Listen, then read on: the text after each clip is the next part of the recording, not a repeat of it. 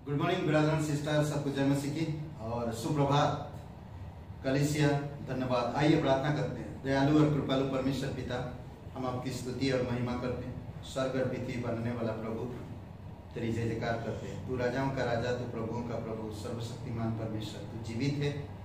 तू हमेशा अनादिकाल से अनंत काल तक एक सा रहने वाला, ना बदलने वाला परमेश्वर। धन्यवाद देते आपके प्रेम के लिए, जो हम पापियों से प्रेम किया, हमारे लिए अपना प्राण दिया। आज हम प्रभु आपको क्या दे सकते हैं, बस तेरी महिमा कर सकते हैं। धन्यवाद देते हैं यीशु मसीह के नाम से, आमेन। ओके ब्रदर एंड सिस्टर, आज हम लोग बात करेंगे तीन चीज के ऊपर। देना, मानना और चुनना। देना, मानना और चुनना।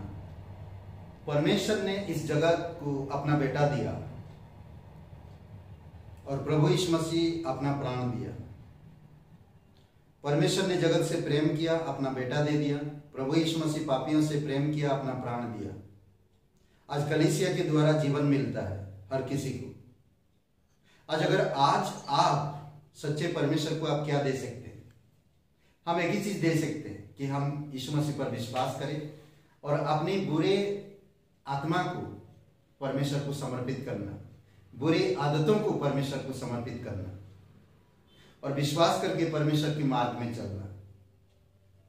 आज हमारी मन बहुत सारी बातों में धोखा देता है।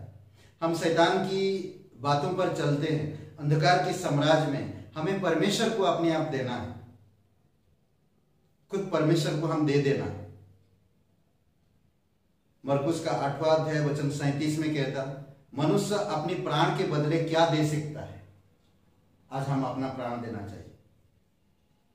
हमें हाबिल की तरह सच्चाई में और समर्पित जीवन होना चाहिए। हमें नूह की तरह अपने आप को परमेश्वर के लिए दे देना चाहिए। ऐसे बहुत सारे उदाहरण हैं जो वो लोग अपने आप को दे दिया। दानियल और उसके दोस्त आग में अपने आप को दे दिया। ऐसे बहुत सारे स्थान हैं जो हम अपने को दे सकते हैं। आज परमेश्वर आपसे क्या मांगता? आप क्या दे सकते परमेश्वर? कैन ने अपनी मर्जी से लाया, पर हाबिल ने परमेश्वर की इच्छा अनुसार, क्योंकि परमेश्वर ने सब कुछ उसको दिया था और वही वरदान भी दिया था। हाबिल की तरह अपने दिल दीजिए, अपना विश्वास रखिए, अपना पापी स्वभाव दे दीजिए, परमेश्वर आपको बदल देगा। जब तक आप अपना दिल, अपनी इच्छा, अपनी ईगो परमेश्वर को नहीं देंगे, तब तक आप परमेश्वर से कुछ प्राप्त नहीं कर पाएंगे। इसलिए दोस्तों, यीशु मसीह आपके लिए क्रूस पर जीवन दिया, कब्र में गया और तीसरे दिन मरे हुए से जी उठा। वो आपसे प्यार करता है। रोमियो का 5:8 में परमेश्वर ने प्रेम को इस तरह प्रकट किया कि जब हम पापी थी, जब हम अपराधी थी, वो अपने पुत्र को मरने के लिए भेज दिया। अद्भुत है नहीं? आज हमारे पास क्या है जो हम परमेश्वर को खुश कर सके? बस हमें बुरे मार्ग से मन फिरा सकते हैं, बुराई को छोड़ सकते हैं। परमेश्वर को हमें सब दे देना चाहिए। गलतियों का 2 अध्याय वचन 20 में कहता है कि जो यीशु मसीह के साथ हम क्रूस पर मर गए, आज हम अपने जीवन नहीं जी रहे हैं, बल्कि हम में यीशु जी रहा है। जब यीशु हम में जी रहा, तो हम यीशु का जीवन जीना चाहिए। समझ रहे हैं? यिर्मयाह का 17 और वचन 9 में, मन सब बातों में धोखा देने वाला, सबसे ज्यादा धोखा देने वाला मन होता है। तो इसीलिए मन को दे देना चाहिए, प्राण को देना चाहिए, परमेश्वर संभालेगा। समझ रहे? इसलिए बहुत जरूरी हमें यही चीज देना चाहिए। अपने जीवन को देना चाहिए। रोमियो का 12 अध्याय 1-2 वचन। हमारे ईगो को देना चाहिए। हमें कैन के जैसा हृदय नहीं रखना चाहिए ना। ये था देने का ऊपर। और आज हम मानना, क्या माने, परमेश्वर का बात मानना चाहिए। हमें मूर्खों की तरह नहीं जीवन जीना चाहिए। अगर आप दिल दे दिया, आप एक विश्वासी बन गए, आज आप परमेश्वर की बात मानो। अब्राहिम को परमेश्वर ने कहा घर कुटुंब परिवार छोड़कर चल, वो चल दिया। नूह को कहा जहाज बना, वो बनाने लगा। पतरस को कहा गहरे पानी में जाल डाल, वो जाल डाला। पतरस को कहा पानी में चल के मेरे पास आ, वो आया। हमें परमेश्वर की आज्ञा मानना है। आप देखेंगे नूह जब आज्ञा माना और जहाज बनाया तो वही अपने परिवार को बचा पाया। अब्राहिम घर छोड़ के चला गया, भले वो उस जगह पे पहुंच नहीं पाया, परंतु उसकी जो वादा परमेश्वर ने किया था उन लोगों को वापस मिला। हम देखते लूका के 10वां अध्याय में, आई थिंक 43 में, 10वां अध्याय में, आई थिंक 1 मिनट, 10वां अध्याय में नहीं, 6वां अध्याय में, लूका का 6वां अध्याय में और 46 वचन में हम लोग हे प्रभु कहते रहते हैं परंतु उसकी बात नहीं मानते। तो हम कैसे लोग हैं? वहां पर लिखा है, मैं पढ़ के सुनाता हूं। देखिए, खुलिए, आपके पास बाइबल है तो खोल सकते हैं। लूका का 6वां अध्याय और 46 वचन, 46 कहता, जब तुम मेरा कहना नहीं मानते तो क्यों हे प्रभु कहते हो? हम सोचिए थोड़ी समय के लिए, हम हर जगह हे प्रभु कहते, जय मसीह की कह रहे, परंतु परमेश्वर की कहना नहीं मानते। ये कैसी बात है? और कहते हैं हम परमेश्वर से प्यार करते हैं। जो कोई मेरे पास आता है और मेरी बातें सुनकर उन्हें मानता है, मैं तुम्हें बताता हूं कि वह किसके समान है। वह उस मनुष्य के समान है जिसने घर बनाते समय भूमि पर गहरी खोदकर चट्टान पर नींव डाली, और जब बाढ़ आई तो धारा उस घर पर लगी, परंतु उसे हिला ना सके क्योंकि वह पक्का बना था। परंतु जो सुनकर नहीं मानता वह उस मनुष्य के समान है जिसने मिट्टी पर बिना नींव का घर बनाया। जब उस पर धारा लगी तो वह तुरंत गिर पड़ा और गिरकर सत्यानाश हो गया। देख रहे हैं, जो इंसान परमेश्वर की बात मानता उसके घर में तकलीफें आएगा, परेशानी आएगी, बीमारी, महामारी, पैसों की कमी, तनाव होगा, पर वो घर गिरेगा नहीं।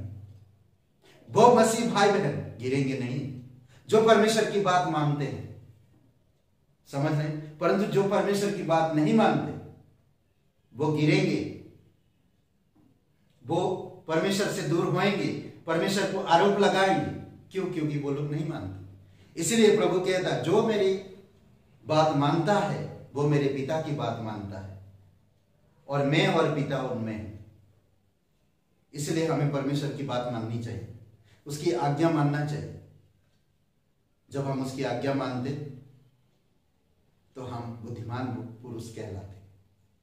अगर आप जो कोई भी हो, परमेश्वर का बात मानो, परमेश्वर को दिल दे दिया, परमेश्वर पे विश्वास किया, आप उद्धार हो गया आपका, अब आप उसकी आज्ञा मानो और उसकी मार्ग में चलते जाओ।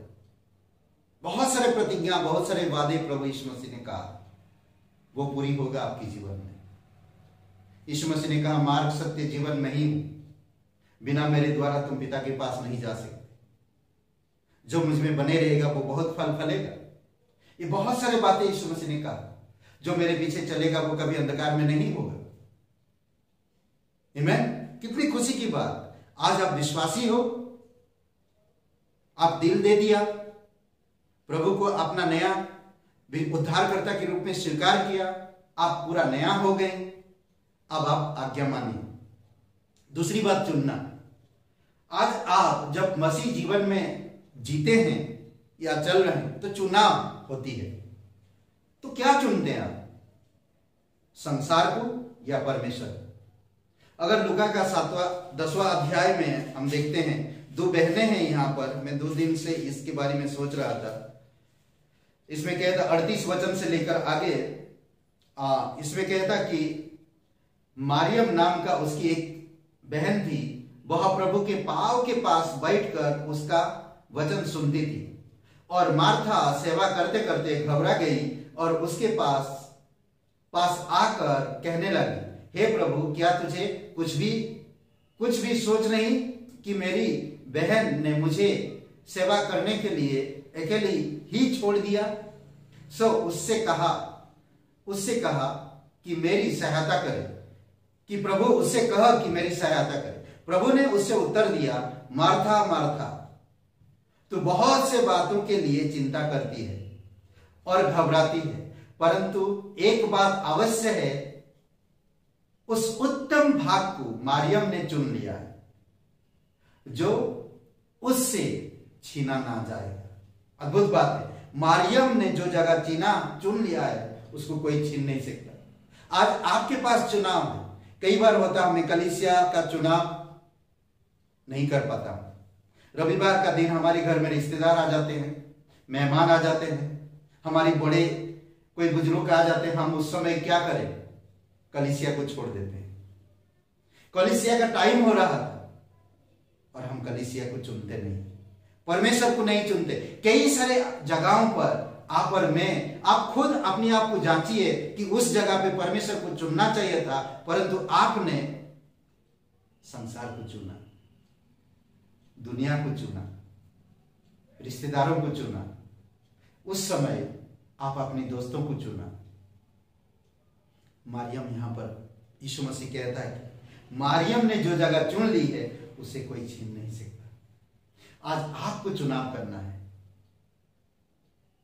यीशु मसीह के चरणों पर बैठ जाओ, विश्वास रखो, चुनो परमेश्वर को, चुनो बाइबल के वचनों को, चुनो बाइबल स्कूल करने का, चुनो प्रचार करने का, चुनो कलीसिया में जाने का, चुनो गाना गाने का, चुनो एक दूसरे को प्रोत्साहन करने का, चुनो संगति करने का। चुनना है मुझे, समझ रहे? तब हम परमेश्वर की चुना हुआ कह पाएंगे। देना, मानना, चुनना, यह आपके ऊपर है। परमेश्वर ने अपना पुत्र दिया, आप उसे क्या दिल दोगे?